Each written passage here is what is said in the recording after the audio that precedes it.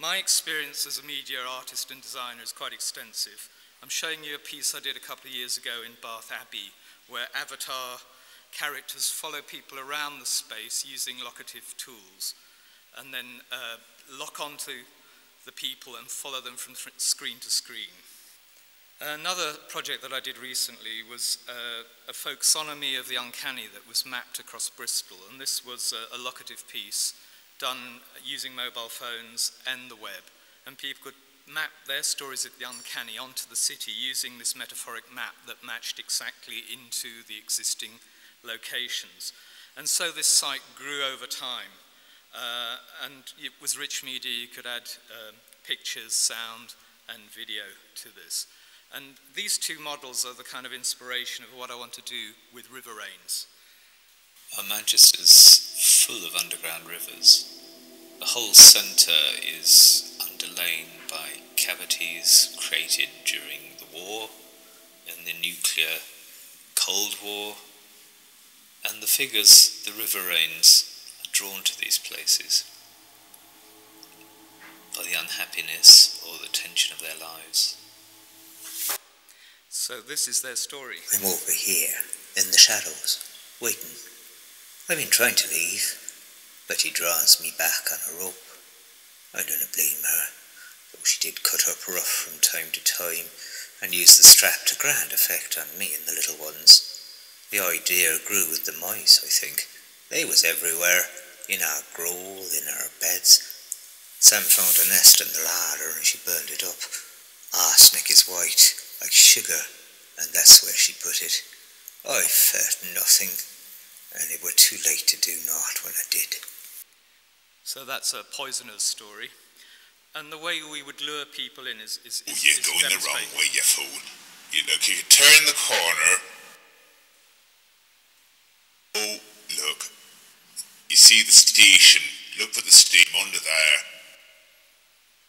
Oh, for God's sake. No, turn the other way. Oh, what it is to be human.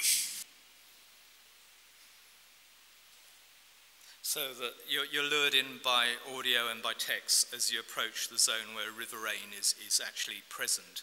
And these can come from all sorts of layers of history. One of the things you've got to do in this kind of narrative game combination is to discover the gatekeeper. And I'm just showing you this piece to give you an idea of the aesthetic I want to build as the core of this narrative world.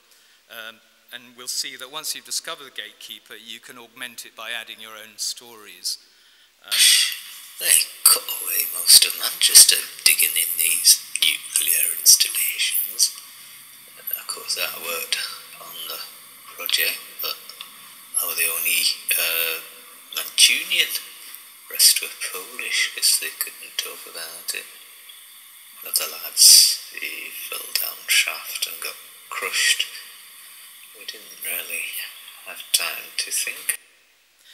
And so people can submit this kind of video footage or their own avatars, and online there will be an interface, a scrolling interface, where you can identify the historic layer you want to put your story into, and then add the location online so it's within the database.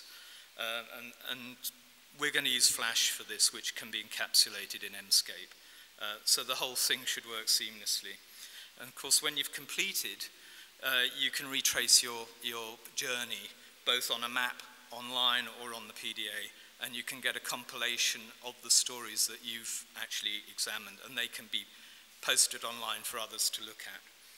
So it's a kind of integrated web and mobile project, and it's quite important that we have this folksonomic aspect where people can add and augment the materials that I'll put up there. Hello, it's me again.